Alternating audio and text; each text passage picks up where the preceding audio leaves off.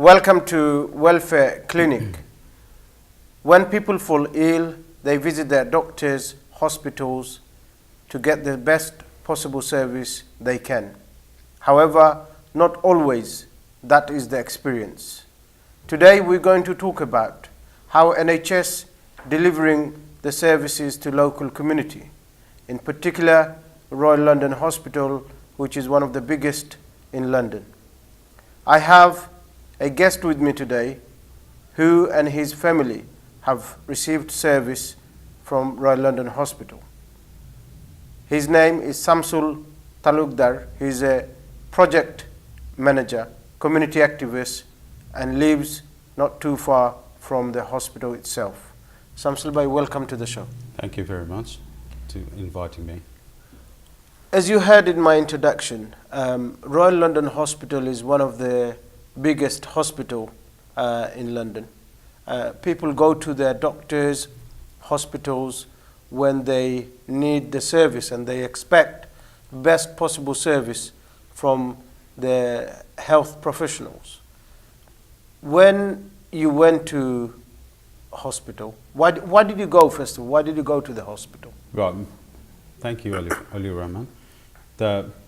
The major issue, we come to the hospital or doctor, but last time I visited doctor when I had my second baby, I took my missus when she wasn't pregnant, and the standard they're telling to provide to the community, to the local people, but if you're saying one word, there is a real mess of this providing service, their standard, their customer relations, everything in one word. There is no standard really. There could be the biggest infrastructure, there could be the 5-star standard facilities with the chairs and other things, but in human wise there is no standard. They are not looking after people, they are not giving no attention, and they are very unprofessional. So when you went to have your second baby, tell us a little bit more exactly what happened when you went to the hospital, how you were greeted, what kind of service was provided to your wife, what kind of support was there? Right, okay. It's really start from the doorstep of my house. Like the time she got massive contraction and water breaks, and we find it a really horrible situation at home. We try to call emergency service, and emergency service was advising me to do this, do that, and checking how much bleeding and what's the situation. Then, and my point is, I'm not the health professional to do this, and which may cause potential danger to the patient or anyone. So, which I wouldn't agree to do it, and I find this is really waste of time, and I find fed up, and I hanged up. I called the local cabs to go hospital. And when we reached to the hospital, which is about 2 minutes drive from my house, yes, and I didn't see any reception or any member of staffs come around to us and give us the chairs and help us to push the chair. Then I myself ran down to the corridor, get a chair, and push the chair or drag in either way. I just go to the labor ward. But that particular time is a very stressful and very difficult time. Definitely. Not only for the person who's about to give birth, but also people around them. So i.e. their partner, their husband, other family members. It's a very stressful time. Very stressful time when we really need support from the professional who could give us a support, who could give us a good word, which can help us to calm down, but which we didn't hear nothing. And the funny thing is, labor ward is on floor 8 or 9 on that time. So it's on the 8th floor. 8th floor, yeah, correct. Because we go to the 8th floor, we approach to the midwife desk. 6th floor, yeah. And I thought this is probably the end. We probably get a better service. The time I approached with the pregnancy note and the files, and I explained with consciousness and with something worried. But someone I'm talking to, he's not even looking to me, not giving any attention. After listening to me, they said, okay, leave your file on the table, we'll look into it. Whereas my missus was having serious pain, she'd been crying loud and sitting in a plastic chair. So how long were you actually sitting in the chair then? Right, we've been sitting till midnight, from 9 o'clock till midnight, and in between, my missus was telling them, I'm a mum and I know what's exactly happening on my body. You're probably a professional, but I have a feeling that my baby is about to come out, and I'm ready. Take me to the bed. And they say we are shortage of bed. There is no labor rooms are empty. Whereas I didn't see, none of them are busy. They're doing some kind of paperwork, which is more important than human life. And in some point, I find very helpless to me, and they're not listening. And that's not the situation that we could really argue, because that's the situation. What time we expect sympathy and assurance, which we didn't get absolutely nothing. And do you think that service that you received for a hospital such as the one we're talking about, that's not the kind of standard that people expect when they go in? Right, okay, we literally didn't receive any service, because my missus gave birth to my daughter while she was sitting on a chair. And she said to me, Samsul, something is coming out, I can feel it. And then they realized that probably it's the final stage in the midnight around 12 o'clock and after 12 o'clock in the morning. And then as soon as they took her to the bed, normal bed, and I myself point out, yes, I can see the hair. And then they said, yes, that's the time. And during this time, she'd been crying. We didn't offer any beds. We've been sitting on a chair, and without any painkillers or any medicine, any assurance, we just been neglected. That means we are begging something we shouldn't be. We got a comment from Jamia Chowdhury saying that Labour ward should not be on the 6th or 8th floor. It does not make sense, because obviously it's quite, if people have visited especially Labour ward, you would know it's a quite long walk from ground floor to the actual ward, and a lot can happen between that time. Obviously, Were you aware that Royal London Hospital, the service they provide, apart from the intensive care and high dependency unit, every single section of their service that they provide, from elderly, from children, from end of life, every single section either inadequate or needs improvement under the last Quality Care Commission report? But okay, I heard about that, the Royal London Standard, and I read many blogs after our incident. I was thinking, are we the only one? And then when I go to the Google and read blogs, and I found that this is very common, and people just fed up with everything. And I found a mum's story that she'd been living nearby, and this was her hospital, and she wrote her GP to change the hospital, to refer in different hospital to having a baby. So if how fair we could carry on our mind. Did you make a complaint? Did you speak to anybody in the hospital? Right, that's a good point. That did I. Really, the situation, you could complain where you can see the humanity and standards. Where there is no standard, I find it making complaint in that stressful situation is just waste of time. Because the time we go through, where the human lives, either she survived or not, either baby is coming well or not. Even those people don't even care of those kind of situation. How they're going to deal with our complaint? What our research shows, Samsul, is that there's many families, many women go into, especially to the maternity ward, whose language is not, English is not their first language. Right. They have communication problem. They seem to get even more ill-treated than even people who can speak proper English. Yeah, definitely. In your experience, do you think that's the case? The one positive thing on our side was that we can express our pains, we can express our things, but there is many people within the community who cannot talk in different language, or I would say who cannot talk English in some medical terms. For them, it's really horrendous. It's real mess. And I believe that there is a lot to work, a lot to improve.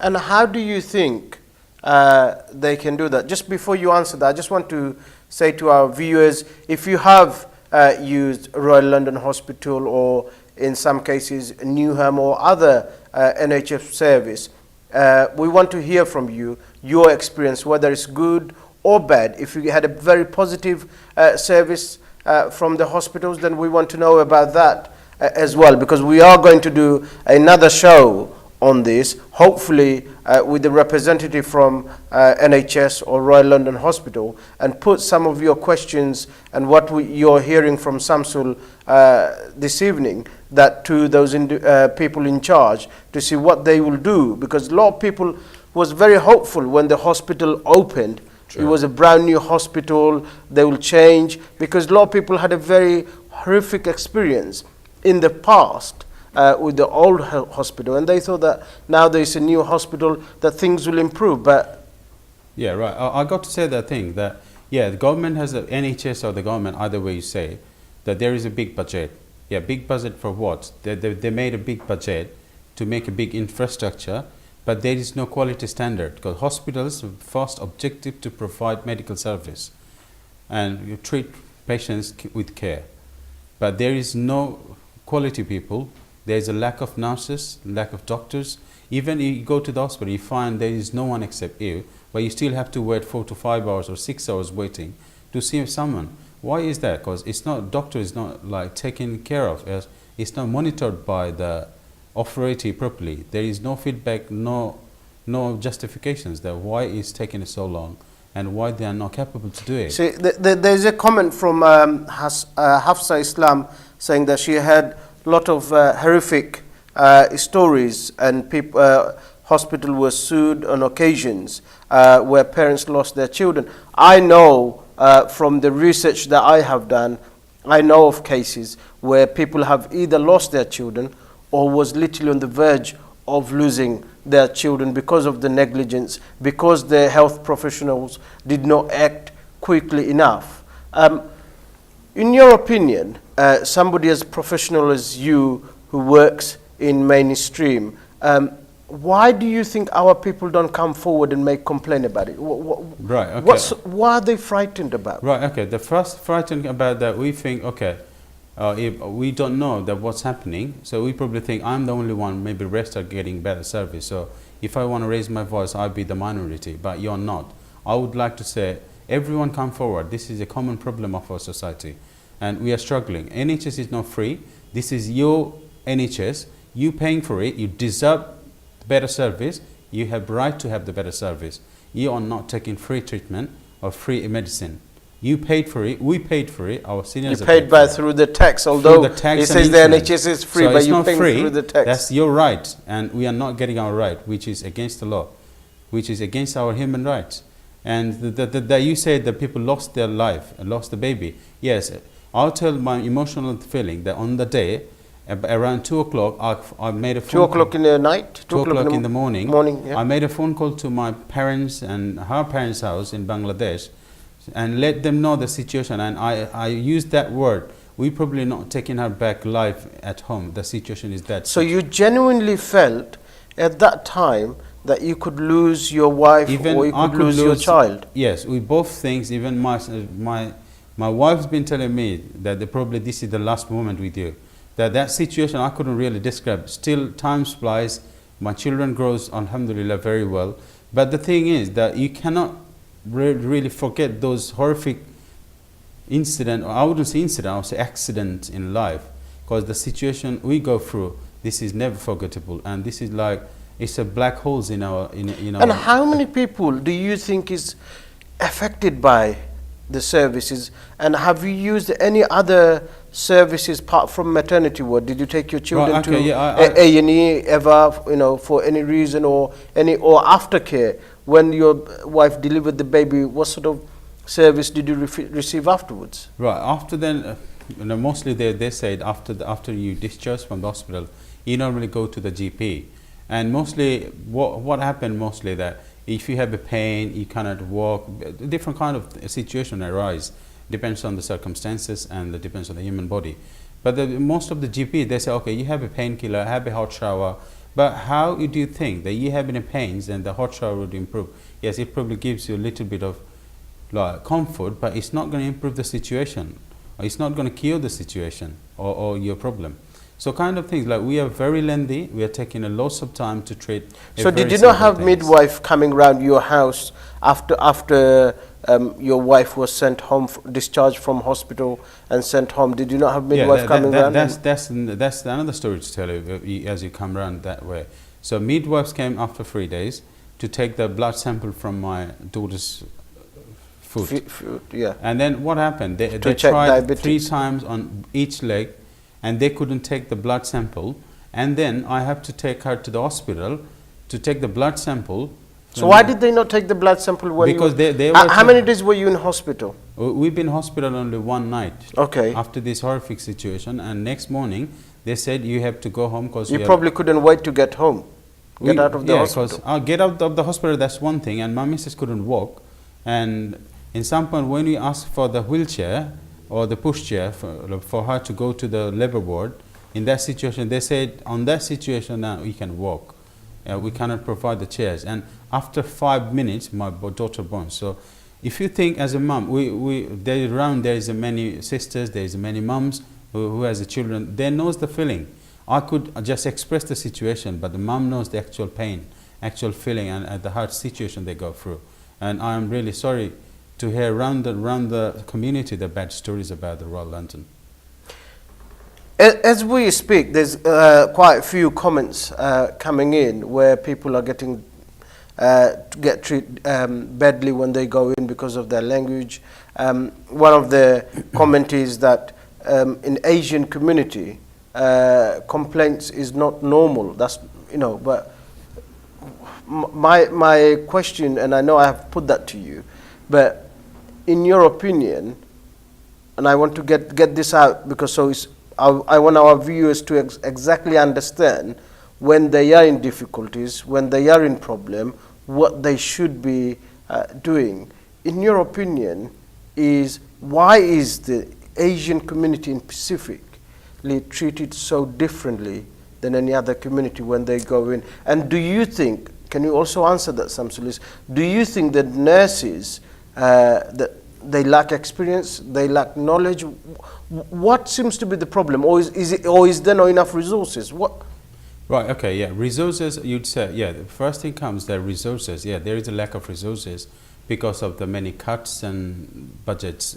You probably hear and there's lots of things that are going off.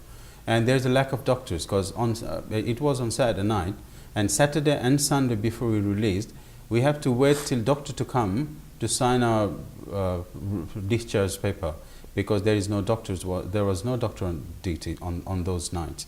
So we have to rely on the midwives or the very young nurses.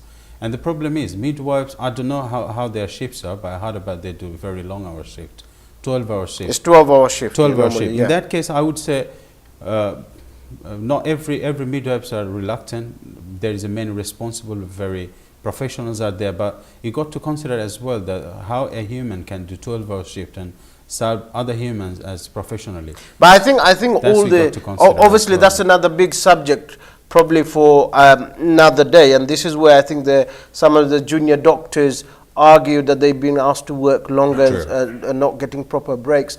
But I think most of the health professions do actually work around about 12 hours. Right. Okay. As you asked me, our community, that could only improve the way if we could balance in the staff, member of professionals. Like you make sure that, because this is the community, we are mostly Asian community in this area, and this hospital probably 80% patients are in Asian. So in that way, you could think of that when you recruit any nurses or doctors, you make a balance of recruitment or from every ethnic groups. So that would be very easier for that serve to others, individuals, community, how we feel, what's our expression, what do we want to say. That way we could improve the situation better. And we could carry on. This is not changing overnight, and also the management has to come forward, observe every incident, and also take the patient's feedback and immediate action. It's not just a sorry. It's not going to happen. Sometimes sorry is not a magic word. One of our viewers saying that lack of resources shouldn't be a reason for ill treatment of patients, because obviously when somebody walks in, we have seen it. My research have shown that there is many people, but unfortunately, what you're talking about is a very personal, and it's personal to you, the story that you're talking about, and it's quite moving story. But I am sure out there is thousands of people who have been affected, but they're not always confident enough to come forward and open up about that story. And I think what the concerns there may be, that if people do not talk about it, I think it's going to be very difficult to resolve and address the issue.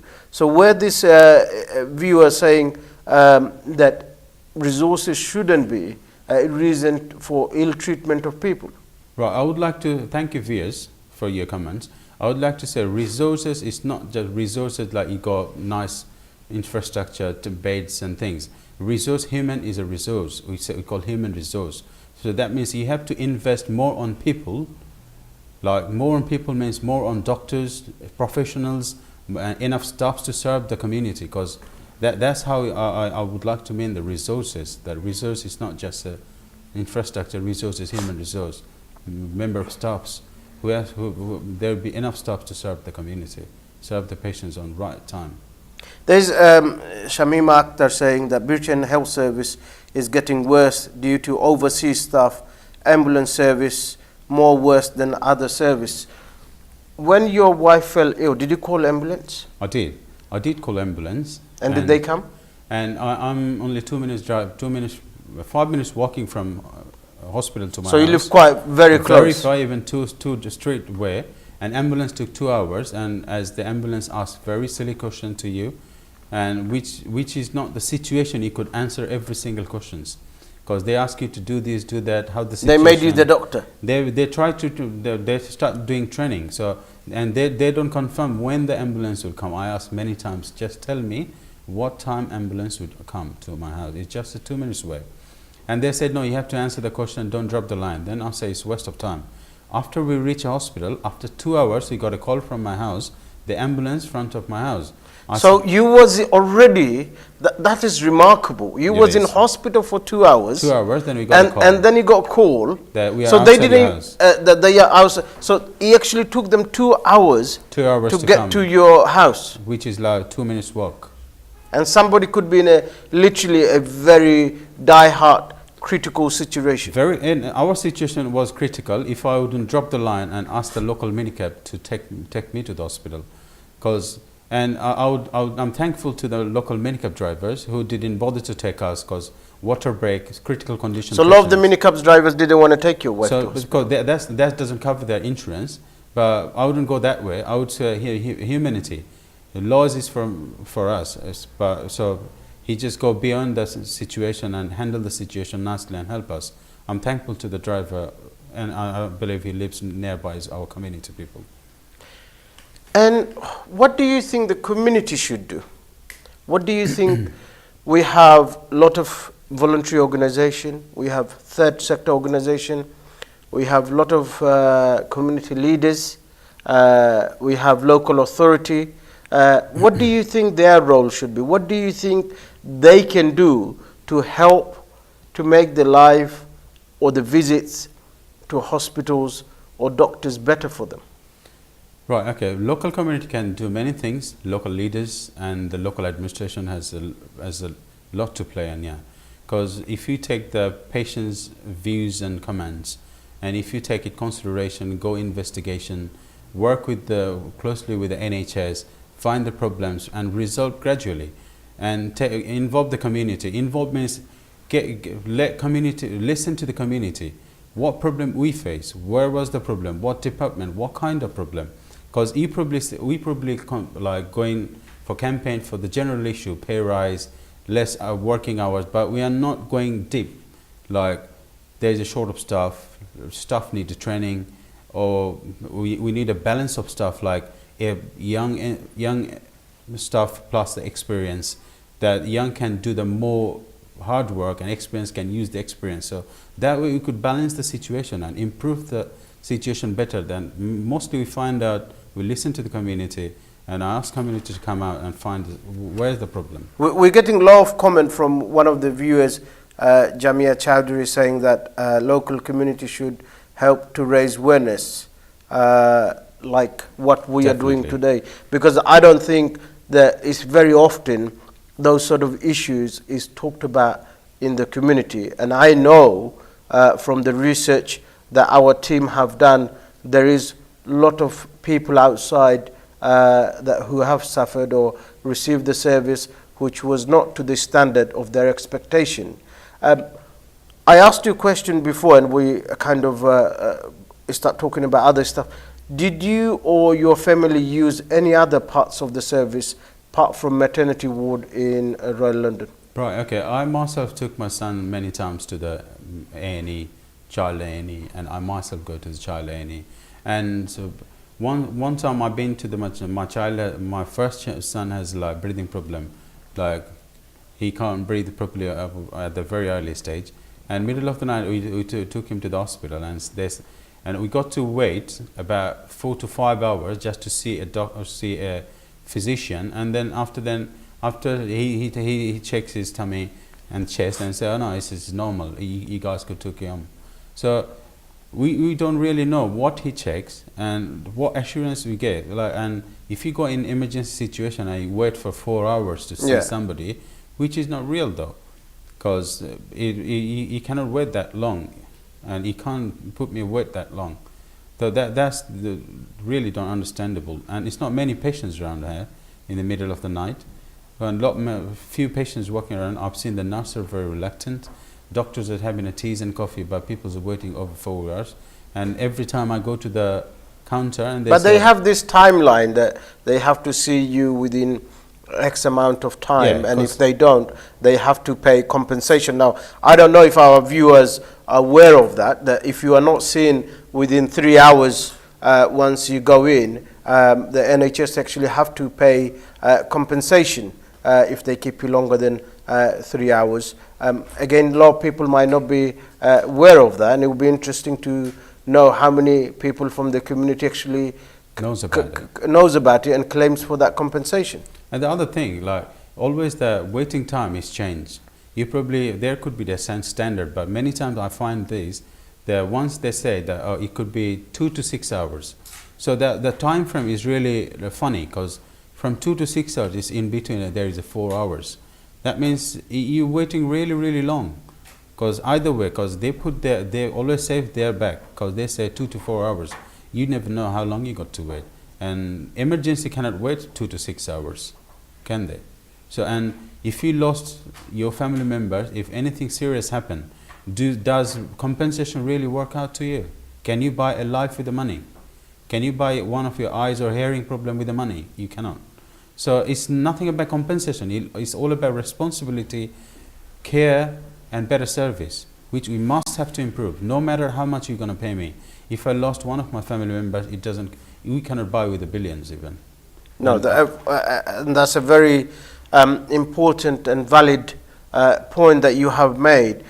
You mentioned earlier that there should be nurses recruited from the community, or there should be staff that should reflect the community. Often from the Asian communities, what we see, the people or the parents want their children to be doctors, more than nurses.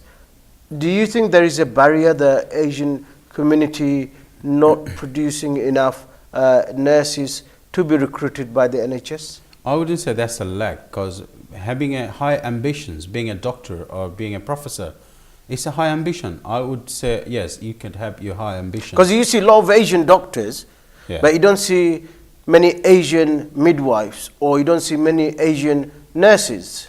But you see a lot of Asian doctors. Yeah, we could see many different countries, like many different ethnic nurses are there. But it's not that every nurse been born and brought up here. They recruited from their country and come here to do the job. So that's a different arrangement we got to make within the community. Okay, whoever is a nurse within our community, we have to promote themselves. And what do you think hospital can do now to help Obviously, you had your baby. Unfortunately, your wife had to go through probably one of the most horrific time in her life. But what can they do, in your opinion, to make the lives better for patients probably going in as we speak? Well, okay, yeah. As you going in, it could be waiting time. It could be a lack of resources on that time, or you'd be very busy. But you have to approach friendly. You have to assure the patients, and you have to come around and assure and check every frequent that yeah, you're fine, you're doing well. The assurance, which is very important. Service, care, which is important. No matter where you're sitting, if you sit down in a broken chair with a care, you'll be more comfortable instead of having a like very posh leather sofa without any comfort and having a negligency with you. So I would say care, assurance is very important. And if any professional comes around to you and put her hand or his hand on the shoulder and say, you fine, we are looking after you, we are looking to your file, though there is a waiting time, we'll probably be a cool down, which is the very, very like upsetting situation in that word. And we are almost coming to the end of the show, and time does fly when you talk about important topics. What would you tell our viewers who are watching today if they face or find themselves in the similar situation as you and your family have found? What should they do? Right, okay. As you all knows today that I face this situation, and you must share your situation, you raise your voice, you discuss with your local leaders, community people, and raise the awareness, make a formal complaint, and gradually situation will change. And if you could, if one of our community member cannot talk, we can talk for them, we can go and help them, and that way we could communicate. We must have talked to each other, we share our experiences, our bad or good, whatever, so we could learn from each other. And it's all about awareness. As we know what to do, what not to do, then we can ask for the better service. And we deserve better service because NHS is yours, NHS is ours. We are not taking anything free. This is our right. We must have the better service from NHS. And one of the questions I want to ask, which probably is $1 million question, would you recommend Royal London Hospital to anybody? Right, okay. This is a very tricky question. Would I? So if you said we have a plan to have a baby, and we think no, we wouldn't go normal process.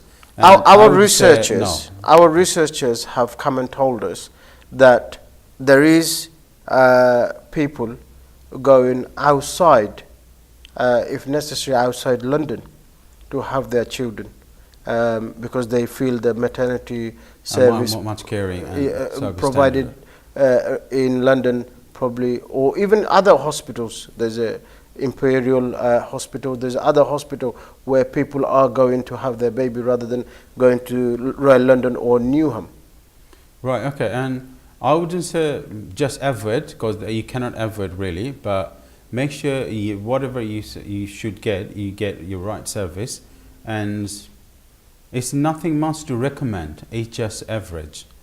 There is nothing to recommend really. Because people have to go. If you're not well, so I have to go. Even I'm complaining, probably I might need to go some point because I have no other options. But I wouldn't recommend. But this is average service. There is a lot to improve. There is a lot to go better, a lot to give better for the community. Samsul Bhai, thank you very much for coming to the show and sharing your personal story with us and our viewers. And I'm sure what you have said today will encourage other people to come out and come forward and speak out on issues that are affecting them. So thank you very much for coming to the show. Thank you very much, Oli. It's been nice to be here today. Thank you all. As you have heard, that when you go to hospitals, when you go to your doctors, you go because you need help. You go because you're not feeling well, your family members not feeling well. You expect to get the best possible service from the health professionals. Unfortunately, always that is not the case. However, there is complaint system. You can complain, you can write to the directors, you can write to the chairman of Bath NHS Trust, you can write to the Chief Executive of NHS Trust. You must raise it. If you do not complain, if you cannot write yourself, get help. There is advice centers, there is law centers, there is Citizen Advice Bureau. You can go and get help. Do not suffer in silence. If you continue to suffer and if you continue to allow those kind of service to be provided, then unfortunately people who goes to hospitals, who goes with their family, especially in maternity ward, will continue to suffer and continue to receive poor service, as we have heard tonight.